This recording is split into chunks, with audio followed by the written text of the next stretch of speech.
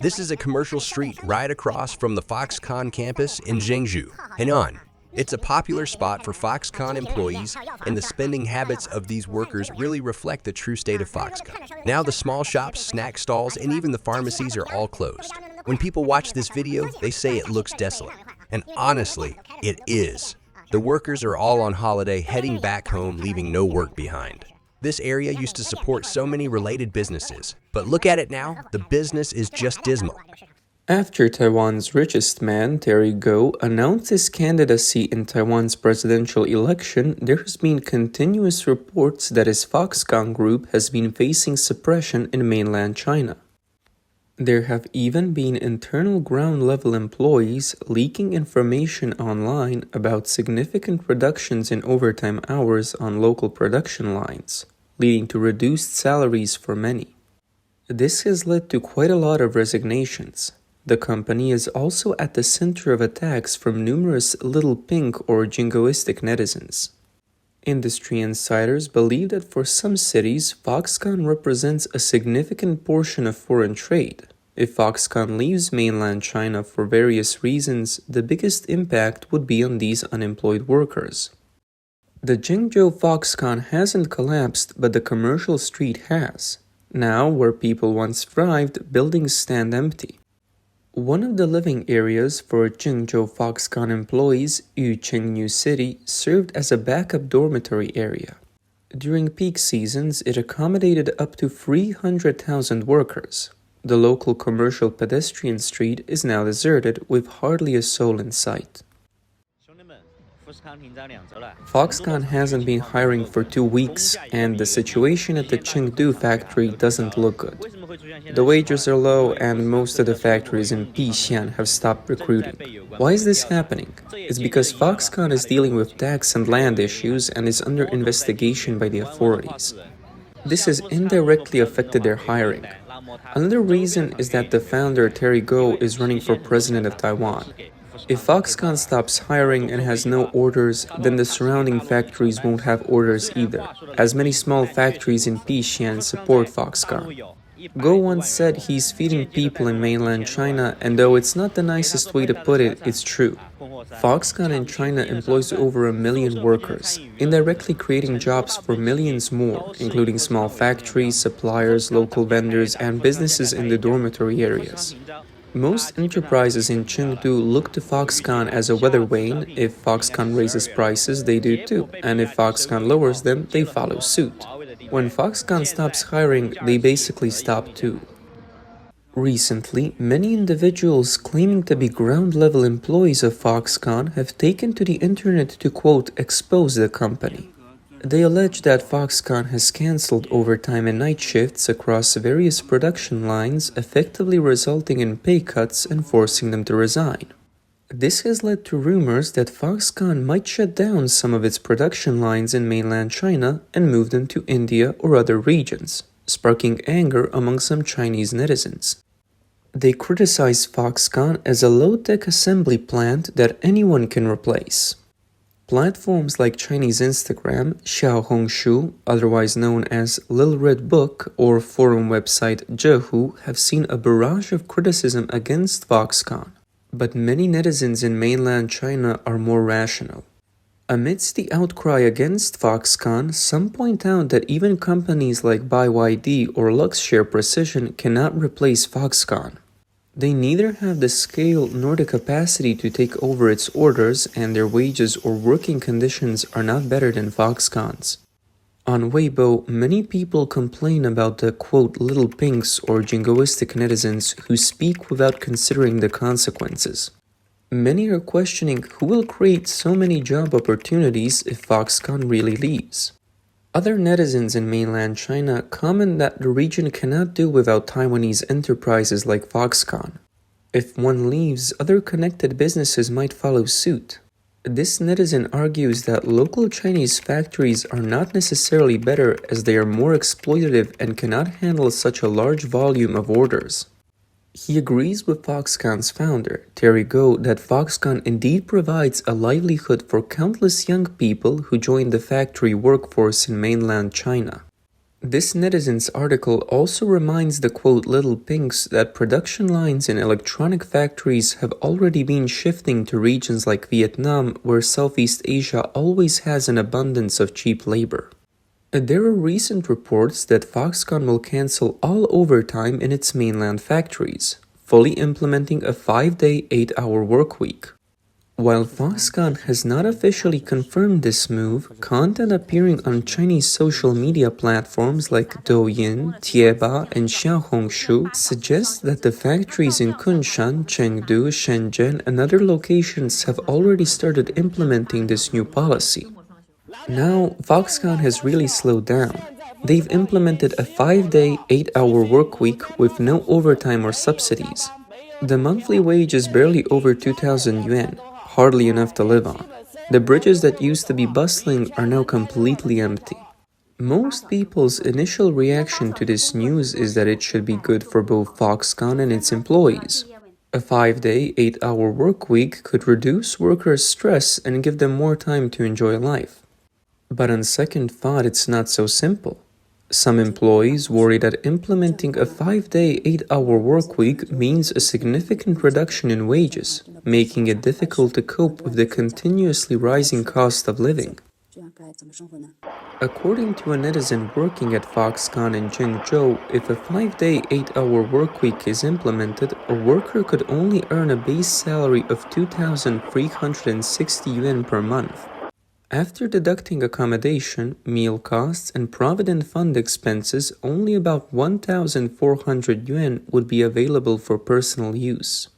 Foxconn workers' salaries consist of base pay, overtime pay, and allowances. To maintain a basic standard of living in big cities or to save money to send home, monthly earnings need to reach at least 4,000 yuan. To achieve this, workers would need to work around 90 hours of overtime per month. Overtime work is not unacceptable as long as the pay is fair. However, in reality, many employers in mainland China see overtime as mandatory labor, demanding excessive hours without additional pay, which makes employees reluctant to work overtime. But in actual fact, interestingly, there are always many people lining up to work at Foxconn.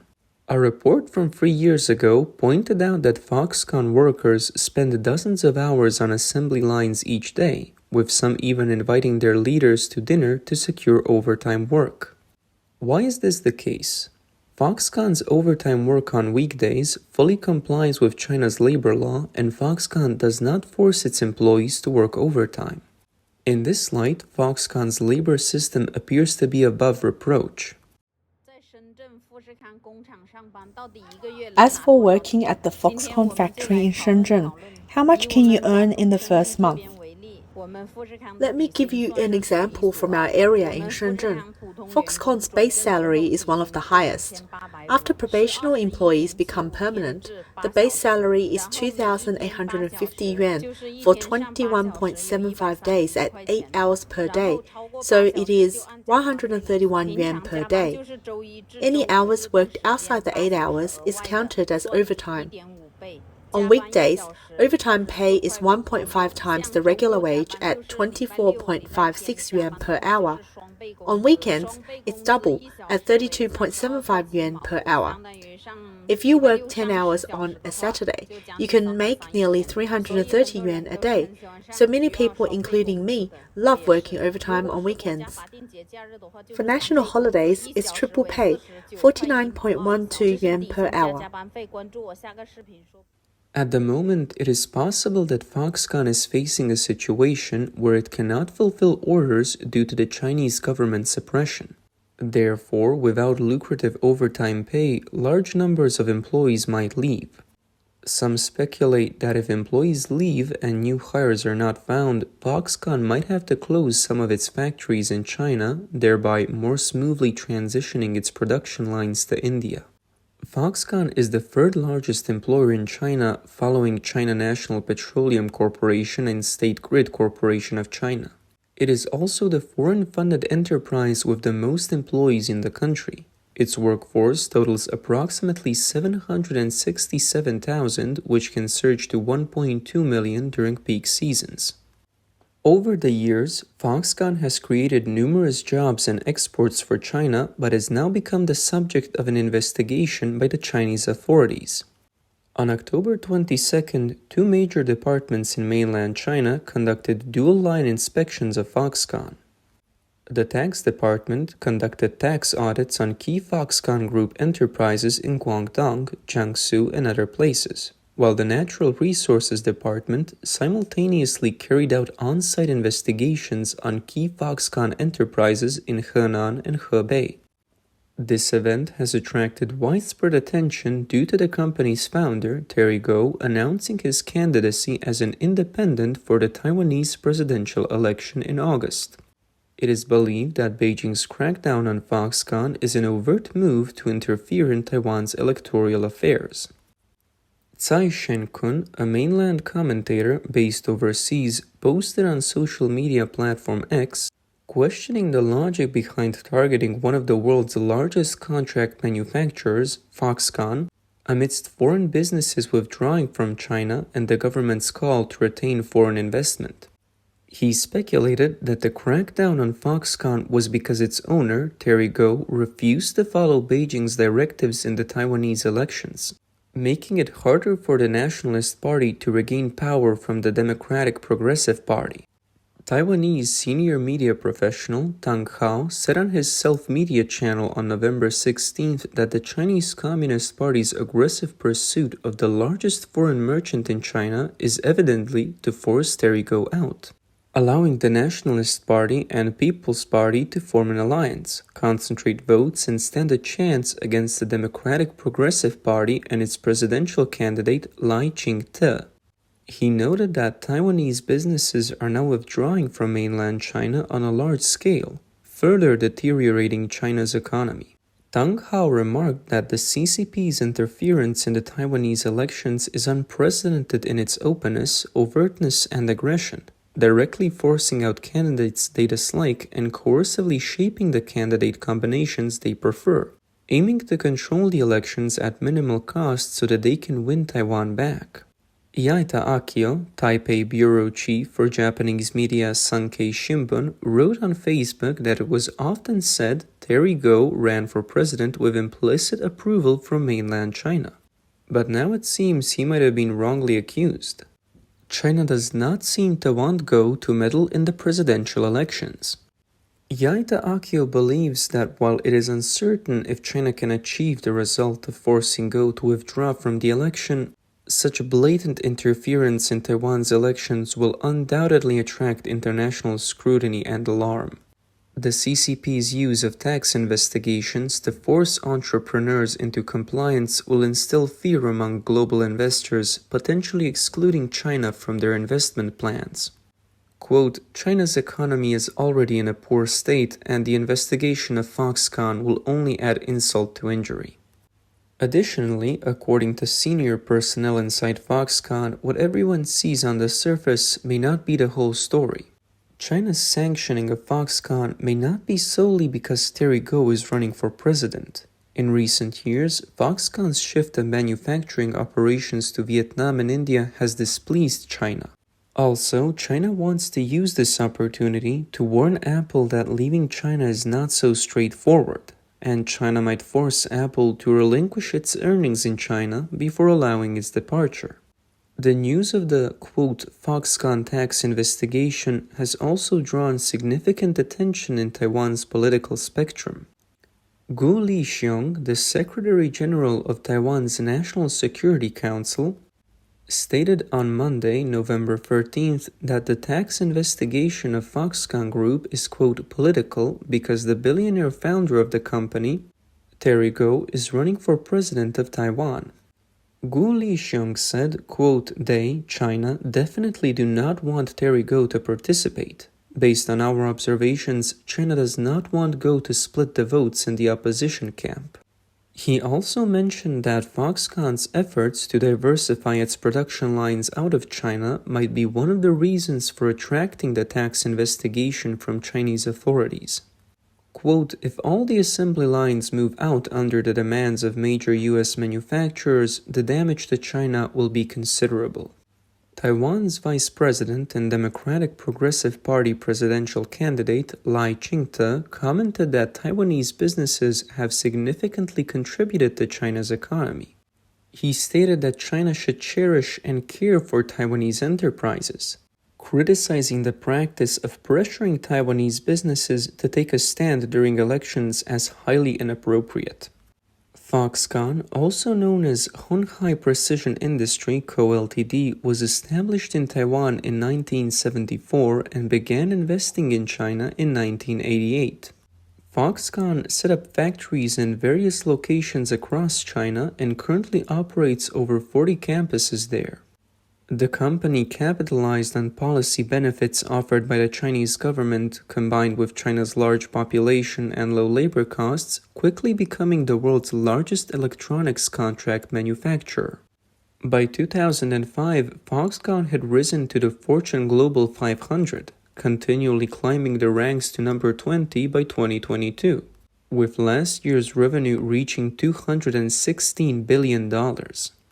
Terry Gou has consistently held the position of Taiwan's wealthiest individual. As tensions between China and Western countries escalate, international tech giants, including Apple, have initiated a, quote, de-Chinization process, with Foxconn expanding investments in India and Vietnam. Foxconn's active relocation of production lines has caused discontent in China, where it is believed that Terry Gou's current status relied on the market concessions from China, benefiting from various land incentives and tax breaks over the years, which allowed Foxconn to develop into the world's #1 factory. There's a common perception on Chinese internet platforms that after profiting considerably in mainland China, Foxconn began shifting its production capacity in line with Apple, not only moving out $320 billion worth of production from China, but also laying off over 100,000 employees. Plans are also in place to further reduce staff and production capacity in Taiyuan and Zhengzhou from 2024. In May this year, Foxconn announced the purchase of a large tract of land in the suburbs of Bangalore, India's tech hub, and revealed plans to expand its operations in India. Over the next 3 years, the workforce in Indian factories is expected to increase from 40,000 to 200,000, matching the iPhone production capacity of Jingzhou's Foxconn plant. The investigations into Foxconn by China may accelerate the exodus of foreign capital.